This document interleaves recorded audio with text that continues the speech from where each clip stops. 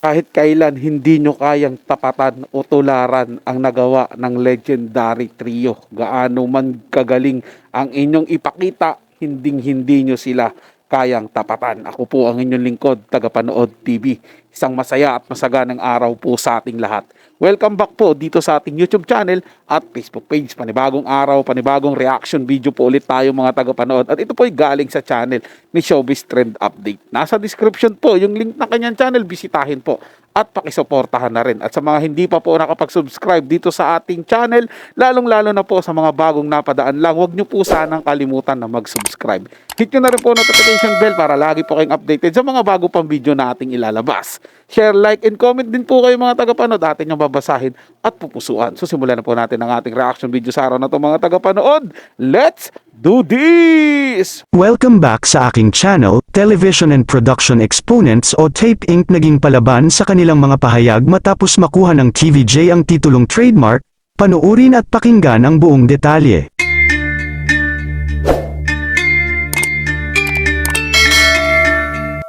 Mukhang hindi pa rin sumusuko ang Television and Production Exponents o Tape Inc. sa titulong trademark at hanggang ngayon ay patuloy pa rin silang nakikipaglaban para makuha ang trademark kahit officially nang nakuha ng TVJ ang Eat Bulaga trademark.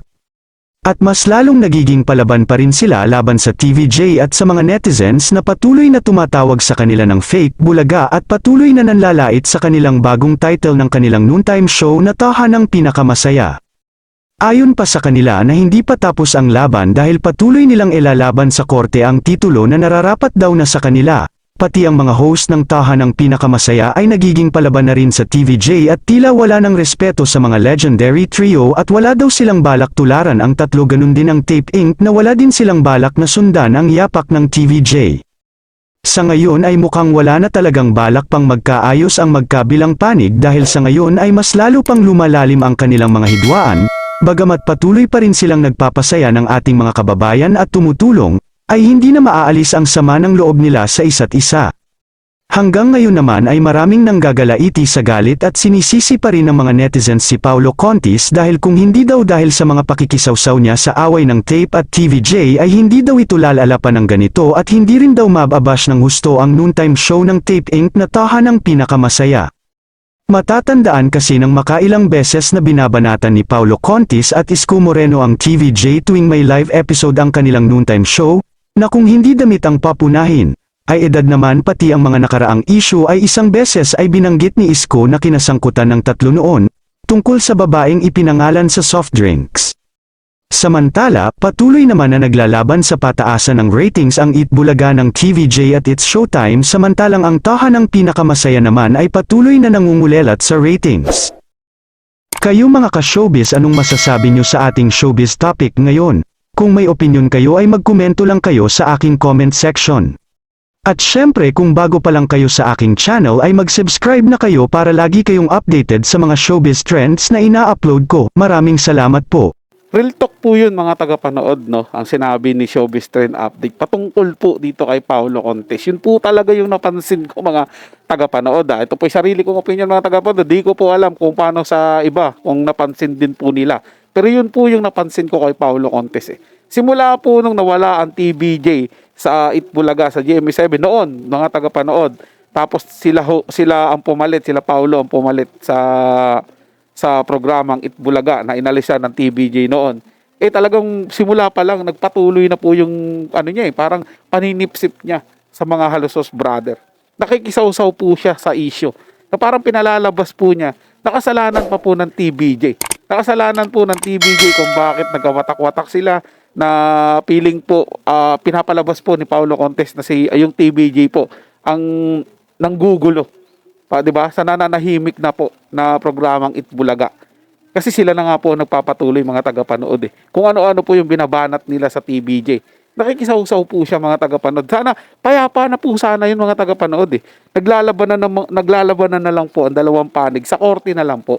Legality ang pinadaan po nila sa legal na pamamaraan na po. Kaso itong si Paulo sa pangunguna ni Paulo, sama pa ni Isko Moreno at Buboy Villar, sinasawsawan po nila yung issue. Pinapainit po nila ng husto. At ngayon naman po mga tagapanood na nabawi na ng TVJ ang Itbulaga, Sumasaw-saw na naman po si Paulo, mga tagapanood. Ano naman to sinasabi niya na hindi nila tutularan ng TVJ? Bakit? Tingin ba po nila, kaya nilang tularan ang ginawa ng TVJ? Kaya nilang magparaya? Kaya nilang magsakripisyo? Ha? Sa ngalan ng kapayapaan, sa noontime show? Di ba po, hindi nila kaya yun mga tagapanood. Kasi hindi nila nirespeto hanggang ngayon, hindi nila nirespeto yung korte. Binigay na po yung panalo sa TVJ, sila na po yung tunay na nagmamayari kasi sila naman po talaga ang nagmamayari. Sila lang po yung may kakayahang ipaliwanag kung bakit nila nabuo yung Itbulaga, kung paano nila nagawa yung Itbulaga na hindi po kayang ipaliwanag ng mga halusos na sinasamba po nila Paulo Contes. 'Di ba? Tapos ngayon po sasabihin nila na wala silang balak na tumigil at patuloy nilang ilalaban o babawiin yung Itbulaga. Ba? Hindi sila marunong rumispeto mga tagapanood eh. Hindi nila binigyan ng respeto ang TVJ. Binigyan po sila ng TVJ, binigyan po ang TFA, ang halusos ng pagkakataon na magamit nila ang Itbulaga. Hindi naman po nila napalakas doon mga tagapanood, di ba? Ano po, talagang nag-antay ang mga TVJ ng hatol ng korte para mabawi po ang kanilang titulo, ang Itbulaga po, para mabalik sa kanila. Never po silang gumawa ng kung ano-ano mang eksena sa television. Minsan lang po, pinupuna sila. Siyempre, ganun po talaga mga tagapanood. Kahit anong gawin nila. Kumbaga, ikinakabit po yung mga ginagawa na sinasabi nila dun sa issue. Pero wala po silang ganun mga tagapanood. Hindi po katulad nila Paulo Isko, nila Buboy. Di po ba? Sila yung bumabanggit ng mga nakaraang issue. Sila yung mga nagpaparinig patungkol doon sa mga TVJ. Di po ba mga tagapanood? Kahit na sana, okay na eh. Okay na po yung issue nila eh. 'Di ba? Inaantay na lang yung sa hatol ng korte. 'Di ba? Dapat ngayon po mga tagapanood na korte na mismo ang nagsabi na TVJ po legit na nagmamay-ari ng Itbulaga. Dapat po nirespeto na nila 'yon. Naging masaya na sila dito sa bago nilang noontime show na tahanang pinakamasaya. Pagbutihin po nila 'yan. 'Di ba? Wala naman hindi naman po natin sinasabi dito na sundan nila yung yapak ng TVJ kung ano nagawa ng TVJ. Gumawa po sila ng sarili nila na makikilala po sila bilang ano po sila dyan sa programa po nila. Huwag na po nilang habulin yung Itbulaga.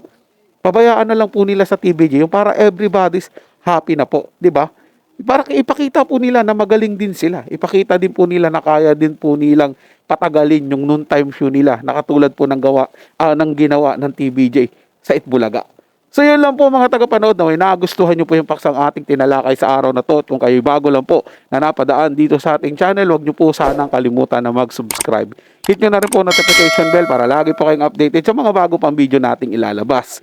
Share, like, and comment din po kayo mga tagapanood at inyong babasahin at pupusuan. So hanggang sa muli po, ito yung Tagapanood TV. Komento at opinion lamang, wala pong personalan. Paalam po at mabuhay po kayong lahat.